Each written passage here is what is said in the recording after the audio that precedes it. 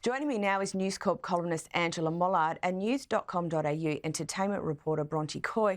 Ladies, Princess Catherine is back on deck, albeit in a restricted capacity. Angela, it's been a character-building year for the royal family, hasn't it?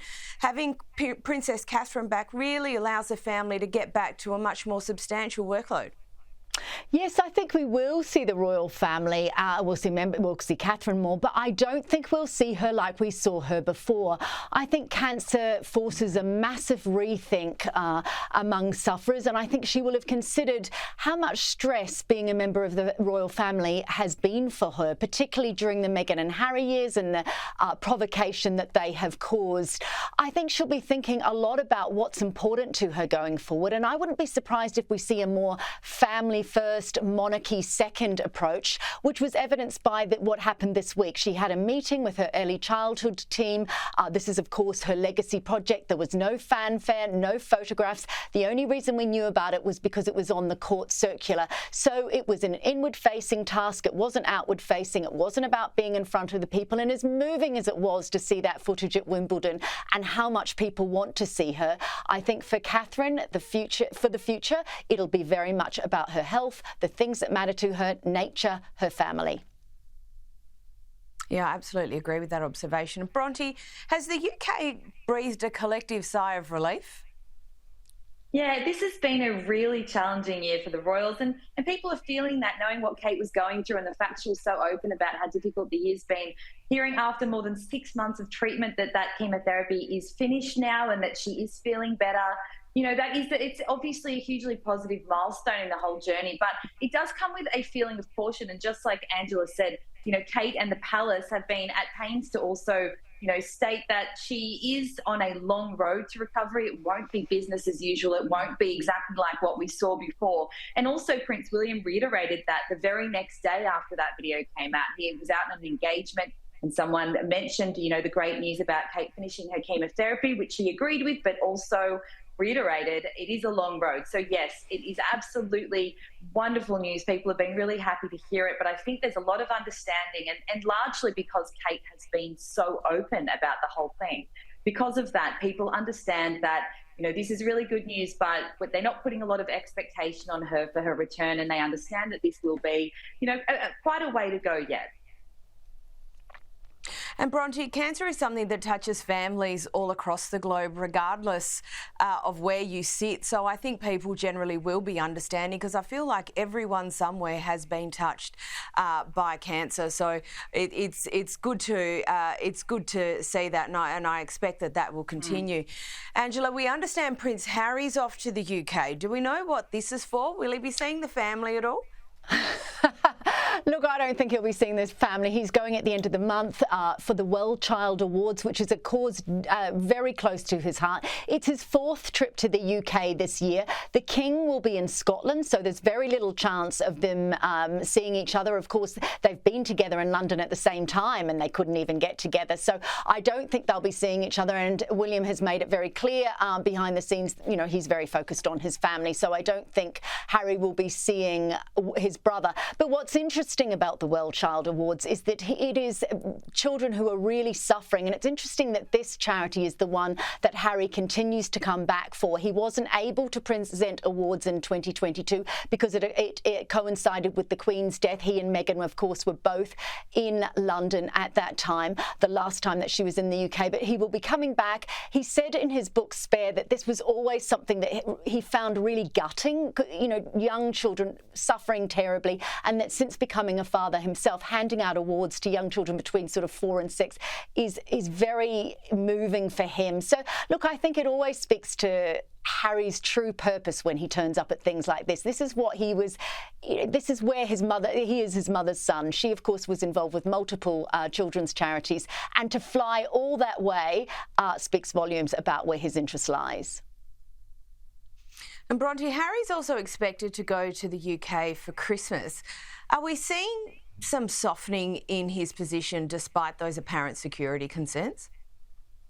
It's been an interesting year with Harry, because I do think that there has been a change in attitude towards his ties with the UK. And as Angela said, this will be his fourth visit coming up in a week or so to the UK. And apparently he's also been invited to spend Christmas, he and Meghan and the kids, with his mother's family. His uncle Charles Spencer has invited them to come over. And it would make sense for him to do that. I think they're keen on spending time with family, and he is very close with his mother's family. So again, I can see that happening. We'll have to wait and see for confirmation, but it certainly makes sense because he does seem to be leaning back in towards those UK ties. He seems keen to really continue with the causes that he works with over here. And I think it all, it's a fair conclusion to draw that it could stem back to earlier this year. He jumped on a plane and came straight over when he heard about his father's cancer diagnosis. In an interview he did shortly afterward, he talked about coming back to the UK and the fact that these sorts of things can bring families close together. It's absolutely the case that I do not see King Charles or Prince William being in California anytime soon. So if proximity is eventually going to be what sees them in the same room together and that softening of that rift, then him being over here and showing that he's still proud of being in his country and keeping up with the acquaintances from here in his old life, it certainly can't hurt that in the long run. No, absolutely. And this week, Harry, he attended a star-studded event hosted by Kevin Costner. Bronte, can you tell us what this was all about? Yeah, this was Harry's second year being involved with this. It's a charity fundraiser that's run by Kevin Costner on his very luxurious Santa Barbara property, which is quite close to where Harry and Meghan live. And it raises money for first responders. So Harry took part this year and presented an award to a helicopter pilot. Obviously, he himself is a helicopter pilot, so that made a lot of sense. But notably, Meghan wasn't there. And she was there last year by his side, and they had quite a high-profile role in the event. But apparently she was sick this year, so we didn't see Meghan. It's also come at a bit of an awkward time for her because obviously a few days ago we had the Hollywood Reporter report come out with allegations that she was difficult to work for. So it's been a bit of a tough week for Meghan, and apparently she was sick, so she's not able to attend alongside Harry. And while he was there, he said a few words. He cracked this joke. Lauren is a remarkable individual. As you probably heard already, 22 years military service, over 10,000 hours, and rarely sees his family because he's always here flying helicopters. Angela, I feel like this was only half a joke. Well, it was only, I don't think he realised it was a joke until he said it was, as it came out of his mouth. He was, he's saying, he really sees his family. And this man obviously really sees his family because he's working really hard, not because he has the situation that Harry is dealing with. But look, I do think it's interesting that there's a little bit of humour coming into it because all we've ever heard from Harry, from the moment really he met Meghan and then, of course, through Oprah, the Netflix series Spare, of course, which was his opus of woe, is just about how unhappy he is. So I think to be joking about it, I don't know what the 5 stages of grief, but I feel like Harry's moving to a new stage. So this could be interesting.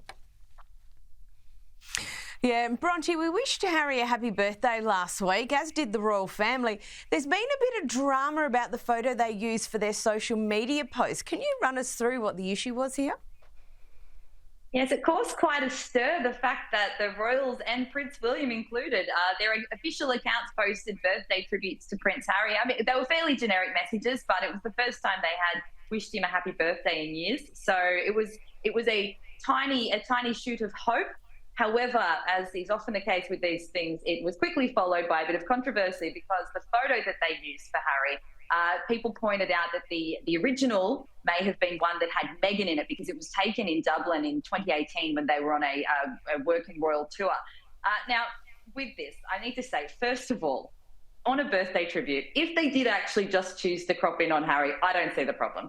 But second to that, the palace has actually denied this was even the case. And if you look at the photo agency website, the photo of Harry on his own was published on the same day, uploaded to that website as the wider photo that Meghan's in. So the palace has denied they cropped her out. It's absolutely the case they had the option of both photos then, and it made sense that they chose the one that was just of Harry, given that it's just Harry's birthday.